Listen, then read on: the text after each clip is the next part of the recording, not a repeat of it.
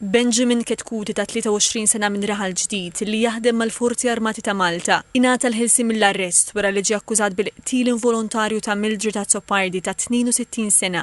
Il-każ seħħ il-ħadd tal-ħabta tal-11:20 ta' filgħaxija meta l-pulizija ntalbet tassisti f'inċident ta' traffiku fix-xatt tal-Belt. Il-prosekuzzjoni spjegat li meta l-pulizija waslu fuq il-post trawma ramita mal-art raġel fil-periklu tal-mewt u x-xufier li kien fis-sakra kif ġie konfermat anke mit-test tan-nifs. Qalet li minn kameras tas-sigurtà se tittara kif seħħ l-inċident u l-imputat ġie infurmat bl-arrest tiegħu. Fl-awla tal-qorti l-imputat wieġeb mhux ħati u d-difiża talbet tal-ħilsi mill-arrest. Il-prosekuzzjoni oġġezzjonat minħabba n-natura u l-gravità tar-reati u r-riskju ta' intraġġ ta' provi. Id-difiża ribattiet billi qalet li dan huwa reat ta' natura involontarja. Qalet li Ketkuti għandu xogħol fiss mal-Forzi Armati ta' Malta, residenza fissa u rabtiet mal-komunità.